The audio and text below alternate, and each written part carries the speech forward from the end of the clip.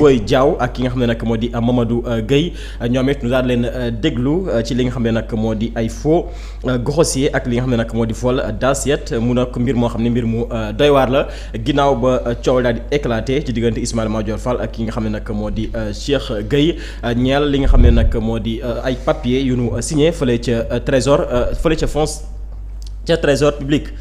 ca foncier public bi aussi daanaka kii di Mamadou Moustapha Dia jiite li nga xam ne nag mooy la commission de contrôle et d'orientation des domaines moom nag moo yëkkati ay kàddu yu incriminé kii di Mame Boye Diaw ak kii di Mamadou Gueye boobule mafia it ñu ngi siy tudd ay mbir carte d'identité yu nu fort doon utiliser pour rek mën a salfaañe lii di mbirub foncier fële ca diggante Pikine jàpp li nga xam ne nag moo di Guédiawaye alors Gueye ana lan lañ mën jàpp ci mbirub Mame Boye Diaw ñoom it ginnaaw ban leen dégloo si cool dox diggante Ismaïla Madior Fall ak ki nga xam ne nag moo di Cheikh Gueye. Alaaji tey bi may commencé vraiment barke alxuraan na xol bu naqari laa commencé. non je te jure maa ngi koy wax yaa ngi jàpp ne maa ngi ree mais xol bu naqari laa commencé lii nga xamante ne moom moo di émission bi. xam naa li Mame Boye Diaw def. wala yooyu dama koy bàyyee Momo Gueye mais damay ñëw ci benn mbir xam nga si lan laay ñëw lii résumé wax ci dégg nga ma alaaj lii résumé wax ji bu ma ci waxee ba noppi bàyyi Momo mu détaillé boo ñëwee ñu ne foofu la nga xamante ne moom moo nekk Géejawaay hectares ya ñu fa tànnoon ne dañu koy tabax tribunal ba ñu ne nangami hectare la ñu dem wëri benn waay ñu ne ko yow lan nga yor mu ne damaa yor société buy tabax ñu ne ko noo tudd mu ne Cheikh Gueye ñu ne ko jox nañu la li nu war a tabax waaye lanu lay fayee mooy xaaju walla sax benn partie ci suuf si nu am dation comme ñun yorunu xaalis walla xaw ma nan dañu lay jox benn partie ci suuf si nu yor nga tabaxal ñu ñun projet yi nu am Cheikh Gueye mu ne moom déedéet li tax ñu jox ko marché boobu dafa waxtaan ak ki nga xamante ne moo di Ismaïla Madior Fall mu nekkoon ministre de la justice. mu nekkoon ministre de la justice. ñu ne ko bi ngeen waxtaanee lan la mu ne ñu tënk ci ay kàddu. ñu tënk ci ay kàddu lan ngeen tënk mu ne Ismaïla de daf ne ma. su ma ko joxee 250 millions mu jox ma li nga xamante ne moom moo di marché bi ma jël 50 millions jox ko. ci kanamu ki nga xamante ne mu ngi tudd Anas El Bachir wan Mohamed Anas El Bachir wan woowu tur wu rëy. mu ne 50 millions yi ma jox ko ci kanamu Mohamed Anas El Bachir waaye dañoo toog ba ci yàgg Ismaïla ne ma 200 millions yi fu mu toll. ma ne ma nit 200 millions yi du ma ko yónnee parce que baay bi laa bëggoon mu teg ko sama loxo ba pare. ma soog a yónnee 200 millions yi des damaa bëggoon a sécuriser sama bopp. léegi ñett Mohamed El Bachir wan. alaaji Cheikh Gueye alaaji Ismaïla Madior Fall joxe 50 millions yi ba muy am ci bureau Ismaïla Madior Fall la Cheikh Gueye waxee ne fa la amee te nee na kii nga xamante ne moo di Mohamed Anas El Bachir wan fekkee woon na kon tey du ma ñëw ci ay Mame Boye Diaw Modou Gueye ak ñooñu ku ci ne am na loo def man réew mi damaa toog ba ci yàgg ne man est-ce que duñu jaay réew mi jox ku ne wàllam mu dem yoonam ndax ñii li ñu nekkee woon du yëfu maa tey lii akub reewande la sax léegi nag boo gisee lan mooy problème bi ndeysaan dinaa ñëw dossier Macky Sall suba Macky Sall 12 ans de mandat nga def sa mandat ba pare toog di laajte waa ñun lan moo tax mënuñoo avancer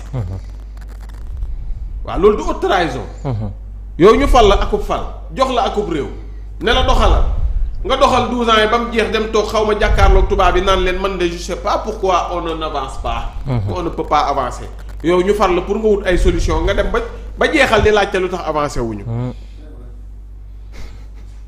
alaaj ñett a sekk wax ci Mohamed Anas El Bachir Cheikh Gueye Ismaïla Madior wax na ba mu waxee moom ba nuppi keroog samedi la def émission wala vendredi vendredi def na émission wax moom di yaakaar naa ne Ismaïla bu amatee mbir moom garaawul Cheikh Gueye moom moo génn démb wax tey damay ñëw ci ñetteel bi xam nga moo ciy kan Mohamed Anas El Bachir wan ñu ne refuse d'être l'agneau du sacrifice na bañ de nee na kenn du ko sacrifier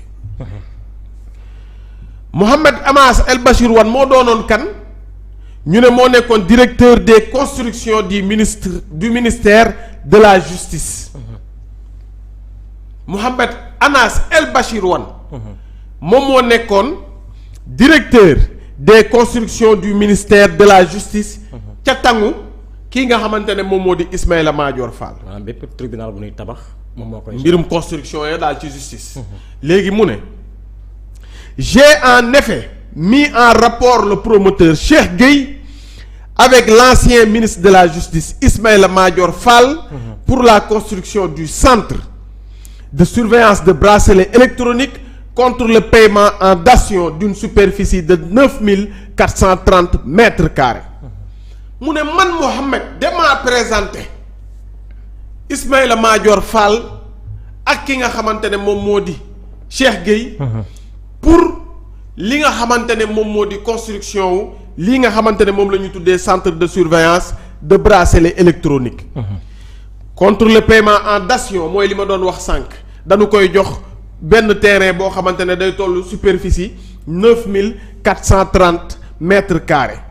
mu ne toutefois je ne saurais vous dire si les personnes précitées se connaissaient avant que je ne les présente ou pas mu ne man daal ñii ba ma leen di présenter moom mënuma leen wax ndax xamante woon nañu waaye li ma leen di wax daal l'essentiel mooy ñaar ñii ma lay wax Cheikh Gueye ak Ismaïla Madior Fall man Mohamed maa leen présenté bu ñu sukkandikoo ci journal bi mu ne cependant je n'ai bénéficié de rien en retour par rapport à ce service du promoteur Cheikh Gueye et je n'attendais aussi rien en retour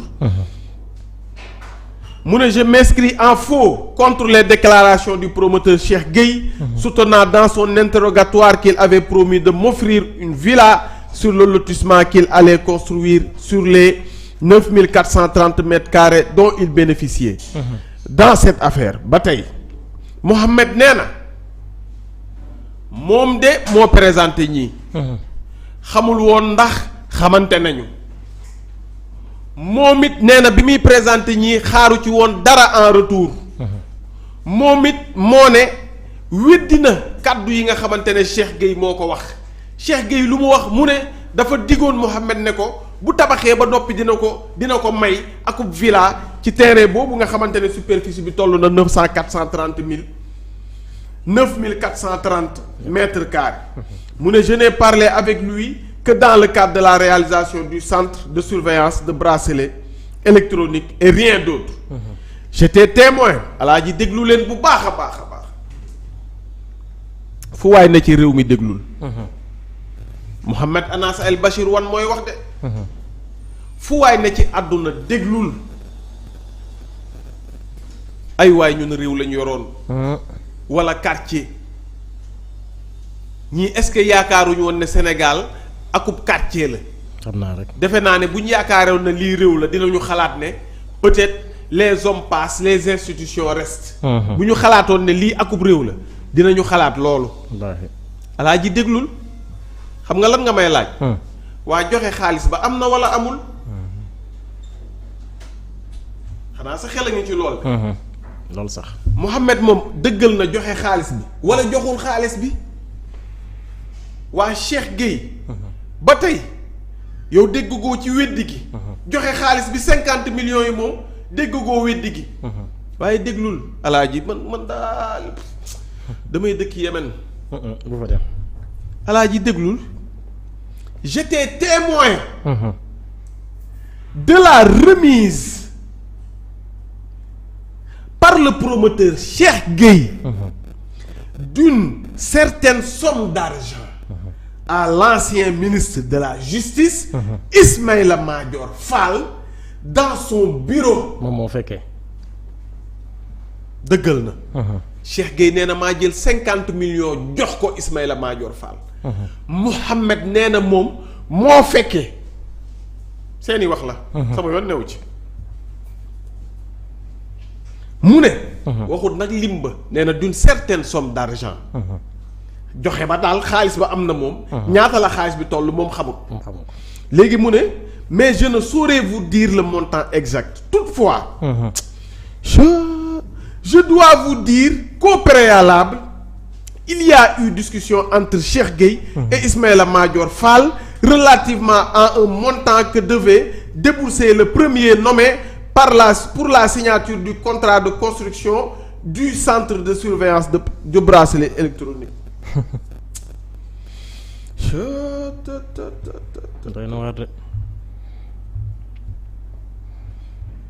Alaaji Ismaïla daal. Anas mi nee na. je dois vous dire qu'au préalable il y a eu des discussions. entre Cheikh Gueye et Ismaïla Madior Fall relativement à un montant que devait débourser le premier mu ne moom daal moom leer na ko ne. waxtaan am na ci diggante ñaar ñi. ci xaalis boo xamante ne waroon na jóge ci Cheikh Gueye. ñëw ci Ismaïla Madior Fall moom leer na ko. ñaata la xaalis ba di toll nag xamut waaye moom leer na ko ne ñaar ñii moom waxtaan nañu. te moom toog na bureau Ismaïla Madior Fall gis Cheikh Gueye jël xaalis jox Ismaïla. mais xamul ñaata la. Mohamed Anas El Basir mooy wax bu ñu sukkandikoo ci journal bi. déglu ma alaaji. après la remise du montant précité dans le bureau du ministre. il y a eu une insatisfaction. de ce dernier vis-à-vis du promoteur Cheikh Gueye. ce dernier Ismaïla Madior Fall. waaw. mu ne bi ñu joxee xaalis bi Ismaïla ba noppi. moom daal moom yëf yi des na ko. kontaanu ci. waaw kontaanu ci. mu ne quelque temps après le ministre a annulé le contrat mooy bàyyi ba ñu waxoon démb. ne Cheikh Gueye dafa jékki-jékki jotuwu message ñu ne ko bàyyi ba annulé nañ ko ndekete yoo sax bàyyi ba kenn annulé wu ko xam naa pression rek la woon. démb waxuñu woon loolu fii. ankay déggoo ma ne la démb bàyyi ba Bassirou Diomaye Faye moo ko annulé par décret. moo nangu suuf soosu Bassirou nangu moo annulé waale bàyyi bi. waaye bàyyi bi ba démb wala ba Bassirou di def décret bi kenn laalu ko woon. alaaji mu ne quelque temps après le ministre a annulé le contrat et restitué au dit promoteur ses fonds via ma personne. waaw mu ne bu ñu toogee ci kanam tuuti.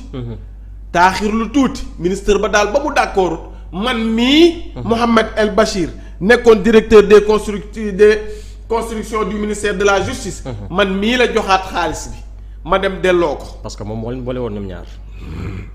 léegi déglul ma ñëw.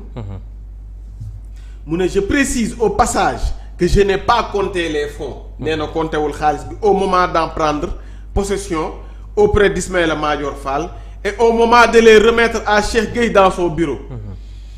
mu ne maa ngi préciser ba may delloo nag xaalis bi compté wu ma ko moom ba tey waxut ne xaalis nangam. mais Mohamed mii li mu wax bu ñu sukkandikoo ci journal bi nee na alaaji joxe xaalis am na ci diggante ñaar ñi waxtaan it am na ci diggante ñaar ñi insatisfaction am na ci ministère de la justice jógee ci ministère de la justice dem ci Cheikh Gueye delloo xaalis it am na ci moom moo fekkee joxe xaalis bi ba ñuy delloo it moom moo jël xaalis bi joxe waaw lii la Mohamed El Bachir wax ci kàddu gi léegi déglu nañ Ismaïla Madior Fall déglu nañ ki nga xamante ne moo di Cheikh Gueye. déglu nañ ki nga xamante ni moo di Mouhamed Anas El Bachir Wane. joxal moom Momo Gueye mu jàll impôt yi domaine sama xol bi day métti. très bien jërëjëf Gueye. mënuma yi yëfi réewande yi ay mag nekkee ci benn réew. mënuma koo digérer. doy na waar alors Momo daanaka sax si point boobu nañu des ba tey ndax ginnaaw Ismaïla Madior Fall ak ñeneen ñi si tudd ki nga xam ne nag moo di Mame Boye Diao ak Moustapha Gueye Momo